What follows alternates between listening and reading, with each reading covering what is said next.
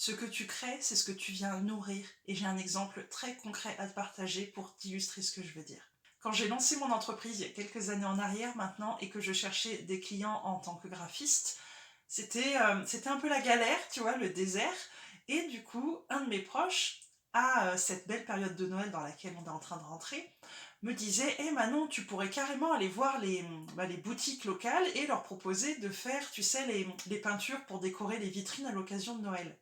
Et c'est vrai, j'en aurais été complètement capable. Mais j'ai toujours refusé de le faire, quand bien même ça aurait pu m'apporter des clients, quand bien même ça aurait pu m'apporter du chiffre d'affaires. Parce que si je commençais à peindre sur les vitrines, les clients que ça aurait pu m'apporter ensuite, c'est des gens qui seraient venus en voyant les vitrines, en se disant: «Ah, c'est trop bien, c'est qui a fait ça? Ah, bah c'est Manon, oh, trop cool, je vais lui demander de faire ma vitrine à moi.» Et du coup, ni vu ni connu, on vient vers moi pour faire des peintures de vitrine, alors qu'à la base, c'est pas du tout ce que j'ai envie de faire. Et c'est pas pour ça que j'aurais aimé être reconnue, être connue et qu'on vienne vers moi. Tu vois ce que je veux dire? Et donc on en revient à ce que je disais plus tôt, ce que tu crées, c'est ce que tu viens nourrir. Donc si je commençais à créer des peintures sur des vitrines, je commence à être connue pour ça, à attirer pour ça, et on vient vers moi pour ça, alors que c'est pas ce que j'ai envie de faire. Donc demande-toi, qu'est-ce que tu es en train de nourrir actuellement? Est-ce que c'est vraiment ce que tu as envie de nourrir? Est-ce que tu mets ton énergie, ton temps, ton implication sur les choses que tu as vraiment envie de faire grandir? Ou est-ce que au contraire, les plantes que tu as vraiment, vraiment envie de voir pousser, elles sont un pas de côté? Et c'est là qu'il faut mettre ton focus. C'est là aussi où rentre la notion de court long terme. Si sur le court terme, je veux absolument des clientes et de l'argent, etc., oui, d'accord, je vais faire mes peintures de vitrine.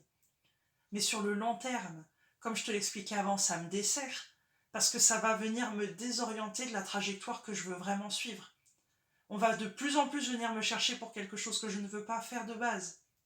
Donc si, sur le long terme, je regarde ce que j'ai envie de faire et je le nourris, pour que sur le long terme, ça grandisse vraiment bien, avec des bonnes racines, avec des bonnes fleurs, avec des bons fruits, je vais faire des choix différents au jour d'aujourd'hui, qui seront porteurs dans le temps.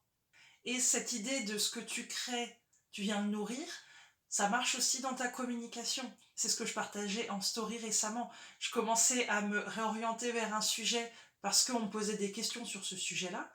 Et juste à un moment, je me suis dit, mais en fait, j'ai pas envie d'en parler. J'ai pas envie de devenir positionnée sur ce sujet-là. J'ai pas envie qu'on vienne me suivre pour ce sujet-là. Ça m'intéresse pas. Moi, mon axe, il est là.